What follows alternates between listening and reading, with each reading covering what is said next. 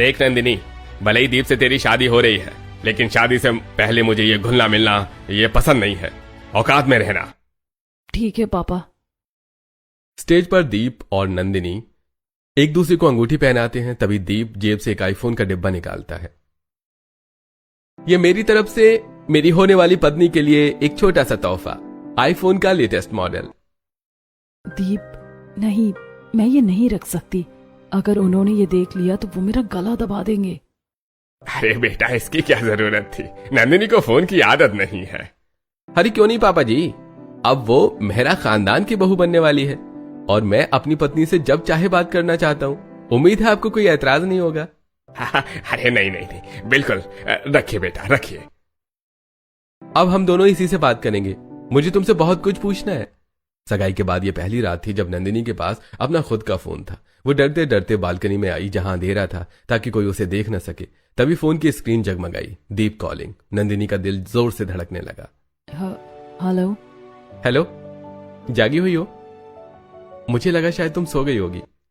नहीं, बस नींद नहीं आ रही थी। नंदिनी, कल से नोटिस कर रहा हूं तुम बहुत कम बोलती हो, और जब बोलती भी हो तो ऐसा लगता है जैसे हर शब्द नाप तोल कर बोल रही हो। इतनी डरी डरी क्यों रहती हो तुम? कोई परेशानी है? नहीं दीप जी, ऐसी कोई बात नहीं है। बस नए लोगों से मिलने में थोड़ी झिझक होती है मुझे। झिझक और डर में फर्क होता है नंदिनी। खैर कोई बात नहीं, कल सुबह मैं तुम्हें लेने आ रहा हूं। हम कहीं बाहर चलेंगे, शायद तब तुम खुलकर बात कर पाओ। फोन पर सब नहीं बता पाऊंगी, कभी मिलेंगे तब बताऊंगी। अगली सुबह दीप अपनी गाड़ी लेकर खन्ना हाउस पहुंच गया। उमेश जी मेहरा खानदान के लालच में मना तो नहीं कर पाए, पर उनके चेहरे पर चिंता साफ थी। वो नंदिनी को गाड़ी तक छोड़ने आई। बेटा ले जाइए इसे, पर जरा ध्यान रखिएगा, बड़ी नाजुक है मेरी बेटी। जैसे ही दीप गाड़ी का दरवाजा खोलने बढ़ा, उमेश जी ने नंदिनी का हाथ पकड़कर उसे अपनी तरफ खींचा और फुसफुसाकर बोले, जुबान पर काबू रखना, और याद रहे एक बूंद ठंडा पानी या बाहर का कुछ भी कचरा मुंह में गया तो कल की रिकॉर्डिंग का नुकसान तेरी खाल उधेड़ कर पूरा करूंगा, समझ गई? जी जी पापा। दीप नंदिनी को एक बहुत ही खूबसूरत कैफे में लेकर गया। वहां चारों तरफ खुशबू थी और लोग मजे से अपनी मनपसंद चीजें खा रहे थे। यहाँ चॉकलेट ब्राउनी और कोल्ड कॉफी बहुत मशहूर है। क्या मंगवाऊं तुम्हारे लिए? नहीं नहीं, मुझे कुछ नहीं खाना, मैं ठीक हूँ। अरे कुछ तो लो, थोड़ा सा केक या कम से कम जूस।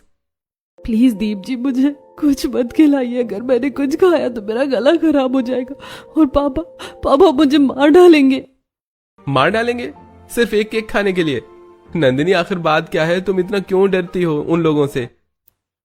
ये डर आज का नहीं है दीप जी, ये तब शुरू हुआ था जब मैं सिर्फ 5 साल की थी। मुझे याद है मैं बारिश में नाच रही थी और बड़े मजे से काला कट्टा गोला खा रही थी। मैं अपनी ही धुन में कुछ गा रही थी। नील गगन के तले झूम झूम के मन नाचे।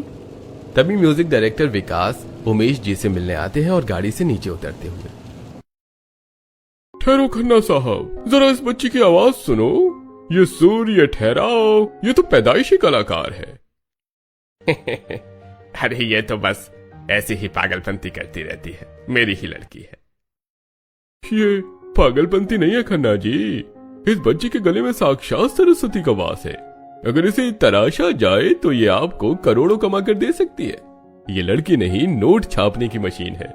बस इसके गले को ठंडी चीजों और कचरे से बचा कर रखना। उमेश जी की आंखों में अचानक लालच की चमक आ जाती है। वो तेजी से आगे बढ़ते हैं और छोटी नंदिनी का हाथ झपट कर पकड़ लेते हैं। पापा देखो, गोला बहुत मीठा है, आप भी खाओ। उमेश जी गुस्से में छोटी नंदिनी के हाथ से बर्फ का गोला छीन कर कीचड़ में फेंक देते हैं। चुप कर, आज के बाद ये जहर तेरी जुबान पर नहीं लगेगा। मम्मा, मेरा गोला पापा ने फेंक दिया। उमेश जी नंदिनी को घसीटते हुए घर के अंदर ले जाते हैं जहां रेनू जी खड़ी हैं। रेनू, आज के बाद इस लड़की को कोई मीठी चीज, कोई चॉकलेट या ठंडा पानी नहीं मिलेगा। आज से ये सिर्फ उबली हुई सब्जियां खाएगी और गर्म पानी पिएगी। इसका गला खराब हुआ तो समझो हमारी किस्मत खराब हुई। पर ये तो अभी बच्ची है, दूध वगैरह के बिना कैसे? यह बच्ची नहीं है, हमारा भविष्य है। इसे कमरे में बंद करो और रियाज शुरू करवाओ। छोटी नंदिनी सिसक रही है और कीचड़ में पड़े उस पिघलते हुए काले खट्टे गोले को खिड़की से देख रही है। नंदिनी अपनी कहानी बताते बताते रोने लगी। दीप सन्न रह गया। तब से आज तक तुमने कुछ नहीं खाया?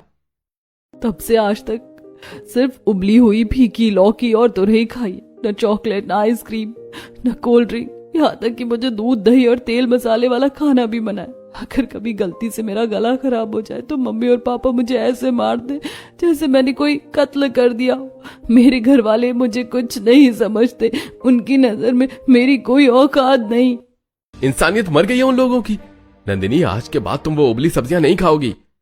नहीं दीप जी, पापा को पता चला तो वो मेरा गला दबा देंगे।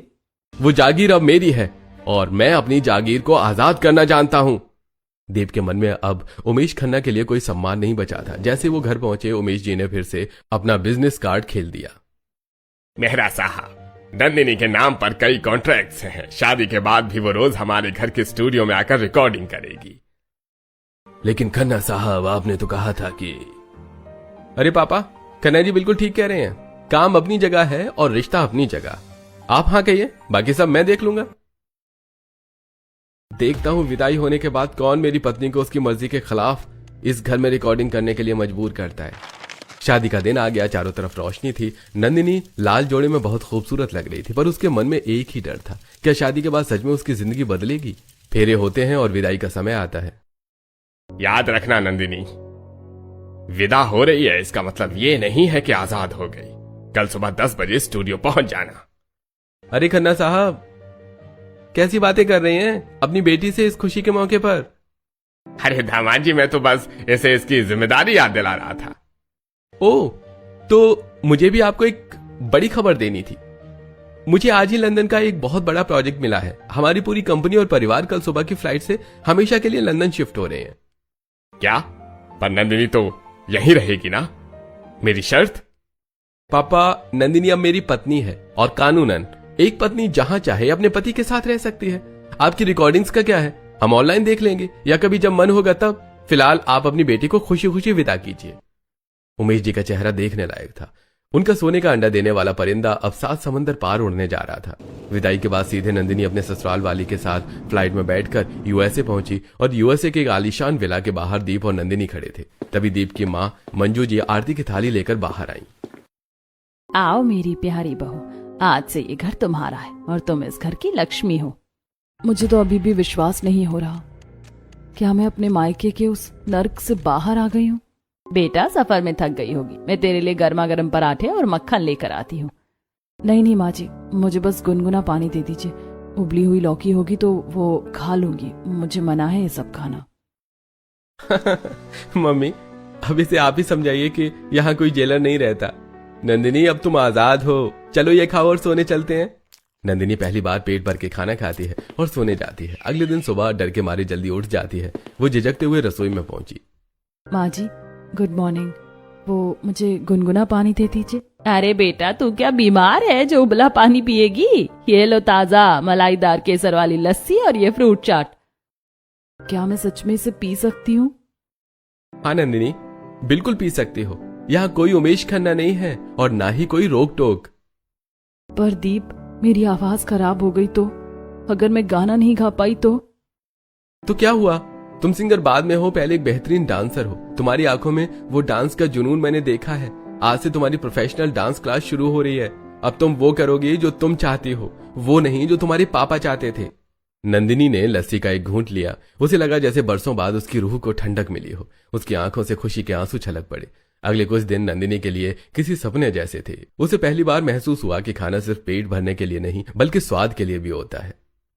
ये खा बेटा, देख कितनी कमजोर हो गई। आज हम बाहर घूमने जाएंगे और वहां की मशहूर बेल्जियम पेस्ट्री खाएंगे।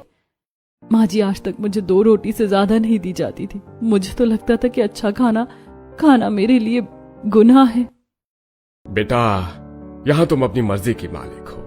अब तुम वो सब खाओगी जो तुमने मिस किया है। दीप नंदिनी को अपने साथ न्यूयॉर्क लेकर गया, जहां टाइम्स स्क्वायर की चकाचौंध देखकर नंदिनी की आंखें फटी रह गईं। उन्होंने न्यूयॉर्क की मशहूर चीज केक और इटालियन पास्ता का आनंद लिया। उसके बाद दीप उसे डिज्नीलैंड ले गया, जहां नंदिनी ने एक बच्चे की तरह कान वाला बैंड पहना और खूब नाची। दीप, मुझे यकीन नहीं हो रहा कि मैं सच में ये सब कर रही हूँ। बचपन में जब मैं नाचती थी तो पापा कमरे में बंद कर देते थे, पर आज मैं खुले आसमान के नीचे नाच रही हूँ। ये तो बस शुरुआत है नंदिनी। अब तुम्हारी आवाज के साथ साथ तुम्हारे पैरों की पायल भी गूंजेगी।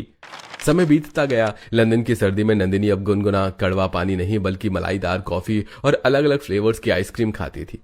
हैरानी की बात यह थी कि उसका गला खराब होने की बजाय और भी सुरीला हो गया था, क्योंकि अब वो मानसिक रूप से खुश थी। और 2 महीने बाद दीप, माँ जी ने आज मेरे लिए गाजर का हलवा बनाया। उन्होंने कहा है कि आज रात हम सब साथ में मूवी देखेंगे। बहुत अच्छी बात है। और सुनो, कल तुम्हारी डांस क्लास के लिए मैंने रॉयल एकेडमी में बात कर ली है। अब तुम एक प्रोफेशनल डांसर और सिंगर दोनों बनोगी। आज मुझे मायके और ससुराल के खाने में फर्क साफ दिख रहा है दीप।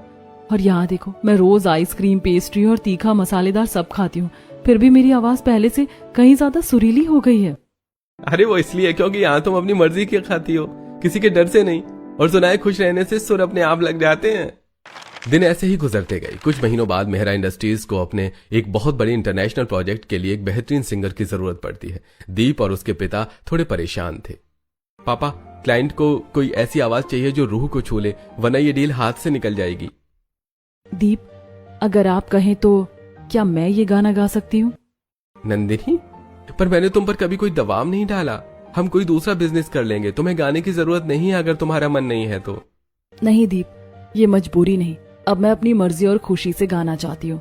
बस मुझे थोड़ा डर लग रहा है कि मैंने इतने दिनों से सब कुछ खाया पिया है, पता नहीं मेरी आवाज कैसी आएगी। नंदिनी, तुम दिल से गाओगी तो आवाज अपने आप अच्छी आएगी। देखना, तुम्हारी ये आजादी ही तुम्हारे सुरों में जादू भरेगी। लंदन में एक बहुत बड़ा कॉन्सर्ट आयोजित किया गया। हजारों की भीड़ थी। दीप ने खास तौर पर उमेश खन्ना और उनके परिवार को इंडिया से इनवाइट किया था। उमेश जी वहां ये सोचकर आए थे कि उनकी बेटी वहां भी उसी कैद में होगी जैसे उन्होंने रखा था। देखता हूँ मेहरा ने इसे कितना संभाल कर रखा है। अगर ये खा पी रही होगी तो आज इसकी आवाज फटे बांस जैसी निकलेगी। तभी स्टेज पर लाइट जलती है। नंदिनी स्टेज पर नाचते हुए और झूमते हुए गा रही है। उसकी आवाज में एक अलग ही खनक और ताकत थी। भीड़ पागल हो रही थी। उमेश जी सन्न रह गए। ये कैसे हो सकता है? ये तो नाच भी रही है और गा भी रही है। इतनी ऊर्जा कहां से आई? कॉन्सर्ट के बाद दीप सबके सामने नंदिनी के पास आता है और उसे एक बड़ी सी चॉकलेट और आइसक्रीम खिलाता है। ये क्या कर रहे हो मेहरा साहब? इसे आइसक्रीम खिला रहे हो? इसका गला बैठ जाएगा। ये कल कैसे गाएगी? कम से कम अपने बिजनेस का तो ख्याल करो। पापा, मेरा गला नहीं बैठेगा। जानते हैं क्यों? क्योंकि अब मेरी आवाज किसी के खौफ से नहीं बल्कि मेरे दिल की आजादी से निकलती है। मैं यहाँ सब कुछ खाती हूँ, चॉकलेट, तीखा खाना, ठंडी लस्सी, फिर भी मेरी आवाज सुरीली है क्योंकि मैं खुश हूँ। उमेश जी को अपनी गलती का एहसास होता है। उन्हें समझ आता है कि उन्होंने सालों तक अपनी बेटी के साथ जो किया वो प्यार नहीं बल्कि अत्याचार था। बेटा, मुझे माफ कर दे। मैंने लालच में आकर तुझसे तेरा बचपन छीन लिया। मैंने तुझे बेटी नहीं सिर्फ एक जरिया समझा। क्या तू मुझे माफ कर पाएगी? पापा, माफी? इस माफी से क्या वो 15 साल वापस आ जाएंगे? क्या वो काला खट्टा गोला वापस आ जाएगा? नहीं पापा, मैं अपने पति और इस परिवार के साथ बहुत खुश हूँ। नंदिनी अपने पिता को नजरअंदाज करके वहां से चली जाती है। 2 साल बाद नंदिनी का परिवार भारत आता है और उमेश जी नंदिनी के परिवार को खाने पर निमंत्रण देते हैं। नंदिनी बेमन से वहां जाती है। आज उसके मायके की डाइनिंग टेबल पर पकवानों से वो भरी हुई थी, लेकिन नंदिनी की आंखों के सामने बार बार वही पुरानी तस्वीरें घूम रही थी। मुझे याद है वो रातें जब पापा और कार्तिक गरम गरम पूड़ियां और मलाई कोफ्ता खाते थे और मुझे पास के स्टूल पर बिठाकर सिर्फ उबली हुई लौकी थमा दी जाती थी। भूख के मारे पेट में गुड़गुड़ की आवाजें आती थी। मैं प्यास से तड़पती थी, पर मेज पर रखी ठंडी कोल्ड ड्रिंक को छूना तो दूर, उसकी तरफ देखने पर भी मुझे बोझ और एहसान फरामोश कहा जाता था। क्या सोच रही है बेटा? देख, आज तेरी माँ ने तेरे लिए वो सब बनाया जिसके लिए तू बचपन में तरसती थी। रेनू जी, आज कोई पाबंदी नहीं होगी। आज मेरी बहू वो सब खाएगी जो उसने इन 15 सालों में मिस किया। डाइनिंग टेबल पर आज 56 भोग सजे थे। नंदिनी के सामने उसकी पसंद की हर चीज थी। शाही पनीर, कढ़ाई पनीर, बटर नान, गाजर का हलवा और ताजा मलाईदार कुल्फी। माँ, क्या मैं सच में ये खा सकती हूँ? क्या कल सुबह रिकॉर्डिंग के लिए पापा मुझे मारेंगे तो नहीं? नहीं बेटा, आज तेरे निवाले पर तेरे बाप की काली नजर नहीं बल्कि उसका प्रायश्चित है। तूने सालों तक हमें खिलाया, आज ये बाप तुझे अपने हाथों से खिलाएगा। उमेश जी अपने हाथों से नंदिनी को मलाईदार शाही टुकड़ा खिलाते हैं। नंदिनी उसे खाती है और उसकी आंखों से खुशी के आंसू टपक पड़ते हैं। आज पहली बार पेट की वो गुड़गुड़ शांत हुई है पापा। आज एहसास हुआ कि भरपेट खाना और अपनों का प्यार क्या होता है। कल तक मैं यहाँ एक मशीन थी, पर आज मुझे लग रहा है कि मैं आपकी बेटी हूँ।